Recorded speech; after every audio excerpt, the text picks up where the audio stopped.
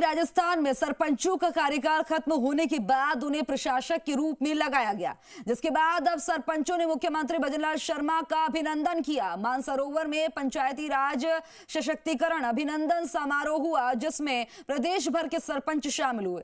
आखिर सीएम को सरपंचों से क्या क्या उम्मीद है, देखिए इस खास रिपोर्ट में।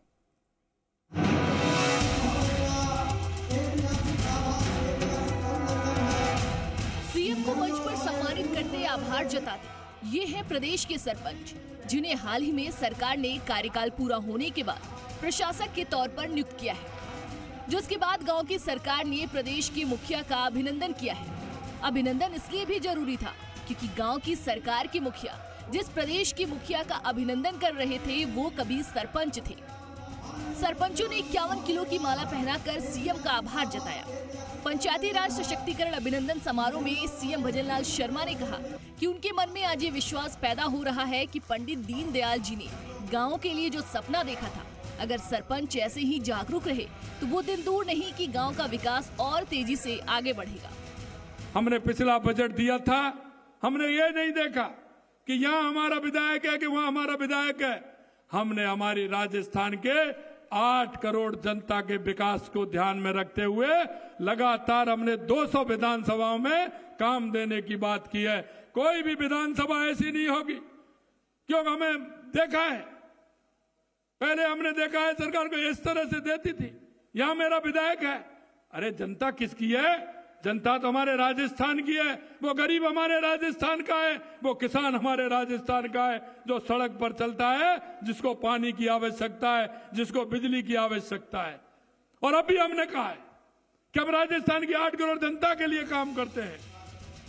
इस दौरान सीएम ने कहा कि आप चाहे कुछ भी बन जाओ, सरपंच से बड़ा कुछ नहीं। गांव के विकास की ज्वाला सरपंचों में होनी चाहिए।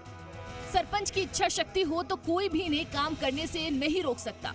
सीएम भजनलाल शर्मा ने पिछली कांग्रेस सरकार पर तंज कसते हुए कहा कि कोरोना से पूरे कार्यकाल तक एक भी आवास नहीं दिया।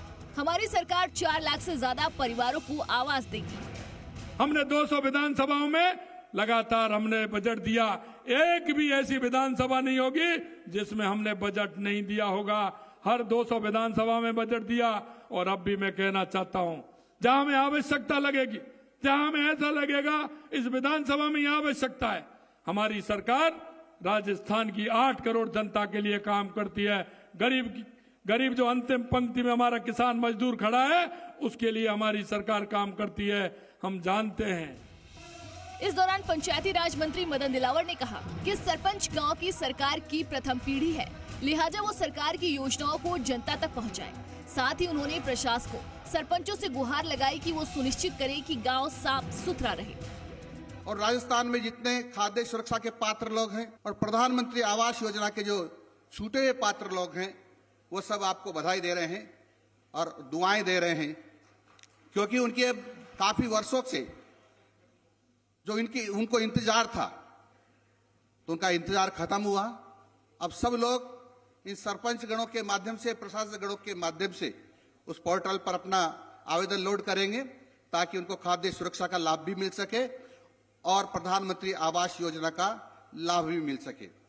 मैं आपको बधाई देना चाहता हूं मुख्यमंत्री जी कि आपने लाडो योजना प्रारंभ की है। इस दौरान सरपंचों ने सीएम का आभार जताते हुए कहा कि सीएम खुद सरपंच रह चुके हैं, ऐसे में उनकी उम्मीदें उनसे भरपूर है और वे उम्मीदों पर पूरी तरह से खरा भी उतर रहे हैं। पंचायती राज के जनप्रतिनिधियों ने मानदेय में बढ़ोतरी के लिए भी सीएम भजनलाल शर्मा का आभार जताया और सरकार के सामने रखी, मंत्री महोदय के सामने रखी और हमारी मांग मुख्यमंत्री महोदय तक गई और मुख्यमंत्री महोदय के साथ में हमारी वार्ता हुई। हमने समझाया कि आप तो खुद सरपंच रह चुके हो और आप जनता की समझ सकते हो दुविधा कि अगर प्रशासक लग जाएंगे और जनप्रतिनिधियों को दूर कर दिया जाएगा प्रजातंत्र से, लोकतंत्र से, तो फिर जनता का कार्य कैसे होगा। और माननीय मुख्यमंत्री महोदय ने जिस प्रकार हम आंदोलन कर रहे थे और आंदोलन के तहत जो मांगे रखी थी हमने, और माननीय मुख्यमंत्री महोदय ने कहा कि मैं सरपंच था, मुझे अच्छा और गांव के विकास के बारे में हम जान सकते क्या हो सकता है, तो जो जिस प्रकार प्रशासक लगा के गांव और ढाणी का विकास करने की जो पहल की, मैं सरकार का आभार व्यक्त करता हूं। आज सीएम सरपंचों के बीच थे। समारोह से पहले सीएम भजनलाल शर्मा ने अपने एक्स प्लेटफॉर्म पर अपनी पहली सियासी जीत की तस्वीर को साझा किया। उनकी पहली सियासी जीत साल 2000 में तब हुई थी जब वो पैतृक गांव अचारी के सरपंच बने थे। मंच से उन्होंने कहा कि आज उन्हें पुरानी बातें याद आ रही हैं और वहां मौजूद सरपंचों से उन्होंने अपील की कि एक और मौका मिला है, जनता की सेवा करके इसका पूरा फायदा उठाना चाहिए। आशीष चौहान, जी मीडिया, जयपुर।